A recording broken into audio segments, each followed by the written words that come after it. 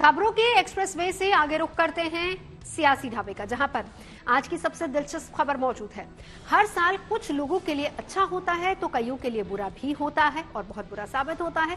समाज के हर फील्ड से लेकर राजनीति तक नजारा एक जैसा देखने को मिलता है। ऐसे में जबकि हम नए साल की तरफ कदम आगे बढ़ा रहे हैं तो 2024 की मीठी और कड़वी यादें दिमाग में एक साथ घूम जाती है।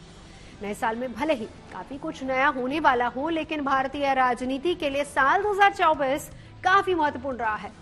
साल 2024 में नरेंद्र मोदी का लगातार तीसरी बार प्रधानमंत्री बनना, झारखंड के मुख्यमंत्री हेमंत सोरेन और अरविंद केजरीवाल को जेल जाना और नेहरू गांधी परिवार के एक और सदस्य प्रियंका गांधी का संसद पहुंचना राजनीतिक चर्चाओं में खूब रहा। देश ने कहा एक बार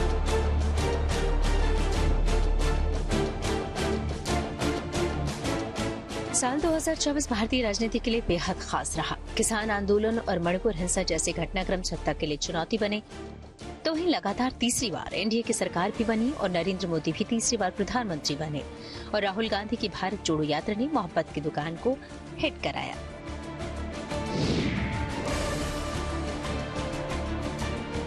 साल 2024 के लोकसभा चुनाव में बीजेपी ने प्रधानमंत्री मोदी के नेतृत्व में लगातार तीसरी बार सत्ता हासिल की।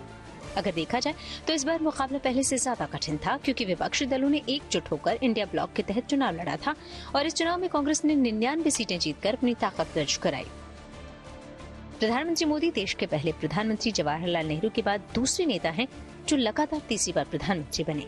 हालांकि 2014 और 2019 के चुनाव में बीजेपी ने अकेले बहुमत हासिल कर सत्ता हासिल की थी, लेकिन 2024 के चुनाव में उसे सहयोगियों के भरोसे सरकार चलानी पड़ रही है।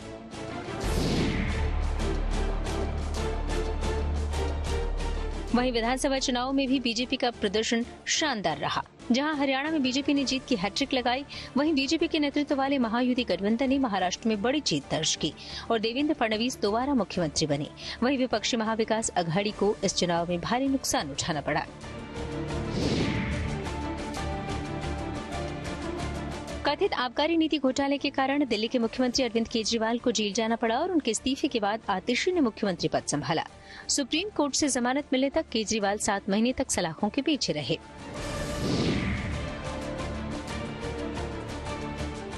वहीं झारखंड मुक्ति मोर्चा के नेता और झारखंड के मुख्यमंत्री हेमंत सोरेन को भी कथित जमीन घोटाले केस में जेल में डाल दिया गया। इसके बाद चंपई सोरेन को झारखंड का मुख्यमंत्री बना दिया गया। हालांकि बाद में उन्हें कोर्ट से जमानत मिल गई और उन्होंने दोबारा झारखंड के मुख्यमंत्री का पद संभाला। हालांकि इसी साल हुए विधानसभा चुनाव में जेएमएम ने एक बार फिर जीत दर्ज की और हेमंत सोरेन झारखंड के मुख्यमंत्री बने। साल 2019 में अनुच्छेद 370 को समाप्त कर जम्मू कश्मीर का विशेष दर्जा समाप्त कर दिया गया था। इसके बाद राज्य को 2 केंद्र शासित प्रदेशों में विभाजित कर दिया गया। जम्मू और कश्मीर में अनुच्छेद 370 के निरस्त होने के बाद पहली बार विधानसभा चुनाव हुए, जिसमें नेशनल कॉन्फ्रेंस प्रमुख पार्टी के रूप में उभरी और उमर अब्दुल्ला ने मुख्यमंत्री पद की कमान संभाली।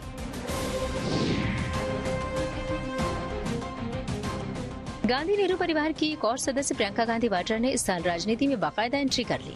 लोकसभा चुनाव में अमेठी और वायनाड दोनों सीटों पर जीत के बाद राहुल गांधी ने वायनाड सीट को छोड़ दिया था और अमेठी से सांसद बने रहे, जिससे वायनाड की सीट खाली हो गई।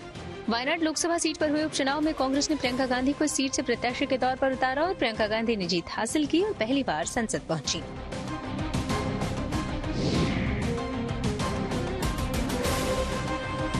साल 2024 में कई बड़ी परीक्षाओं में पेपर लीक हुए और छात्र सड़कों पर प्रदर्शन करने को मजबूर हुए। टॉप मेडिकल कॉलेज में एडमिशन के लिए होने वाली नीट यूजी परीक्षा को पेपर लीक का शिकार होते देखा गया। नीट एग्जाम का रिजल्ट जारी होने के बाद पेपर लीक के आरोप लगे और ये मामला सुप्रीम कोर्ट तक जा पहुंचा। यूपीपीएससी की रिव्यू ऑफिसर और असिस्टेंट रिव्यू ऑफिसर भर्ती परीक्षा में भी पेपर लीक की घटना सामने आई थी। वहीं बिहार में 70वीं कंबाइंड परीक्षा में भी पेपर लीक होने के आरोप लगते नजर आए। बीपीएससी के अभ्यर्थी पिछले 2 हफ्ते से प्रदर्शन कर रहे हैं। पटना के गर्दनीबाग में छात्रों का आंदोलन जारी है। इन छात्रों की मांग है कि बीपीएससी की परीक्षा दोबारा ली जाए। वहीं इस मुद्दे को लेकर जमकर सियासत हो रही है। Bureau report, good news today.